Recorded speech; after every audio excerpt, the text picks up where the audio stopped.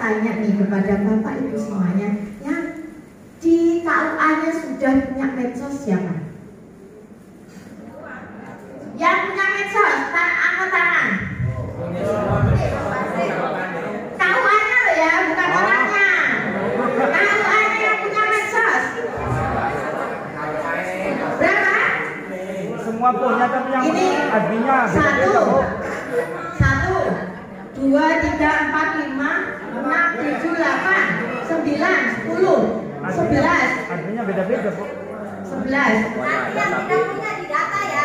Nah, ini Mbak Umi ini langsung ketahuan kan? Yang belum punya medsos nanti di data. Nanti rezekinya kayak tadi itu ada dari Mbak Umi dan Pak Adil. Ya, jadi tadi cuma dari 31 kecamatan berarti ya?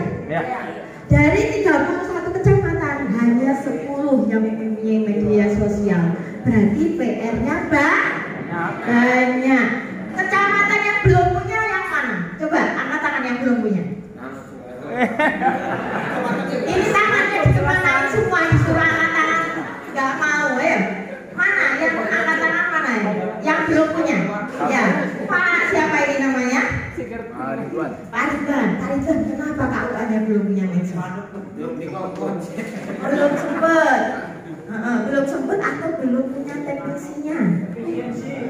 Efisiensi katanya yang belakang. Waduh, gawat ini. Nah, kemarin itu Pak Haji Rosidin menginformasikan kalau tugas pokok dan fungsi dari penyuluh itu pertama menanggulangi stunting salah satunya dan juga perkawinan anak. Sementara sekarang itu segmentasi media itu tidak hanya ibu-ibu majelis taklim, ibu-ibu bapak-bapak, ya kan? Sekarang segmentasi untuk kampanye itu ada di anak-anak Gen Z, ada di anak-anak Gen Alpha. Milenial sekarang itu sudah di usia 40 ataupun 45, 43 lah ya. Sementara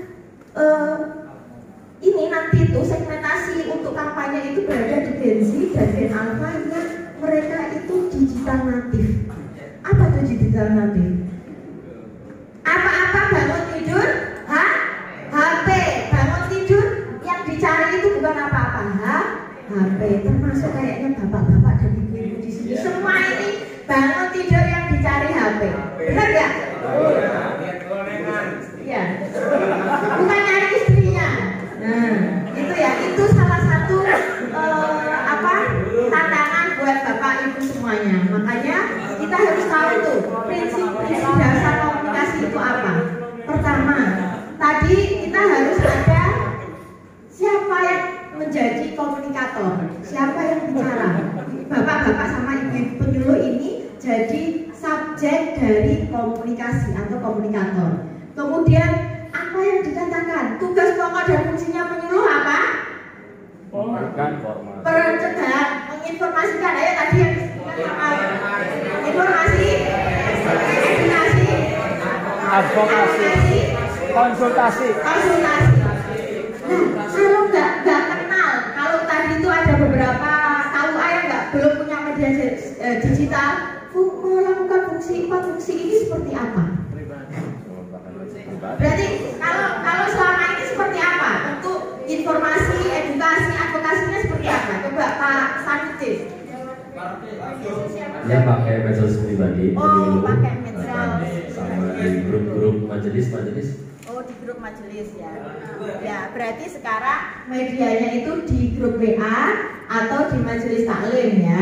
Dan medsos pribadi. Nah, medsos pribadi itu kan sementara kita penyuluh di bawah KUA. Sementara KUA itu ada di KUA namanya Cantigi. Kalau kita pakai medsos pribadi, bagaimana kita membranding KUA Cantigi namanya? Oh, ini ternyata benar-benar KUA Cantigi itu masif dalam hal kampanye. Bagaimana kita bisa membranding itu? Makanya Mbak Umi ini benar-benar nanti jadi PR ya, bagaimana semua KUA di Kabupaten Indramayu wajib memiliki media sosial. Ya, alasannya apa? Karena kita harus tahu, karena kita sebagai komunikator, kemudian juga punya tugas dan fungsi untuk berkampanye, kemudian juga kita harus tahu siapa yang menjadi segmentasi kampanye terkait pencegahan stunting, pernikahan anak, itu harus tahu. Kemudian efek dari apa yang kita sampaikan itu juga harus benar-benar tertuju dan sesuai tujuan apa yang kita rencanakan. Makanya ini prinsip-prinsip dasar komunikasi. Kedua, nah, apa sih fungsinya kita itu punya medsos? Apa sih fungsinya kita kampanye? Fungsinya itu untuk majelis anggota majelis taklim itu hanya menerima ceramah-ceramah dari Pak Sanudin? Enggak kan? Tapi bagaimana anggota majelis taklim yang mendengarkan ceramah Pak Sanudin itu beraksi untuk turut serta mengubah karakter mereka, mencegah perkawinan begitu juga stunting. Makanya ketika tadi tugas penyuluh sebagai edukasi, mengedukasi itu tidak hanya sekedar menceramahi, itu yang perlu diingat. Mengedukasi itu bagaimana kita membrainstorming otak anggota-anggota majelis taklim tadi itu sebagai contoh untuk bertindak. Makanya setiap kampanye yang kita lakukan harus ada call to action. Contoh, kalau kita berceramah atau penyuluhan terkait perkawinan anak, pencegahan perkawinan anak, jadi call to actionnya apa? Bertindaknya untuk apa? Berarti apa? Gimana Pak? Meminimalisir perkawinan anak. Kalau segmentasinya itu orang tua, jadi informasi, edukasi. Berarti tindakan apa yang kita harapkan dari orang tua? Pengawasan anak. Kemudian ya kalau punya anak umur 17 tahun ya jangan dinikahkan.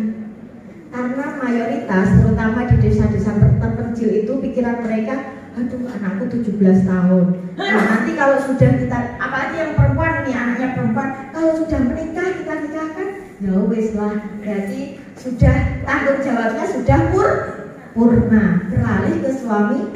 Itu yang masih banyak di pedesaan-pedesaan, mungkin juga perkotaan ya. Kalau perkotaan lebih pada bagaimana kenakalan-kenakalan remaja itu marak sekarang ini, termasuk di Indramayu ya gitu.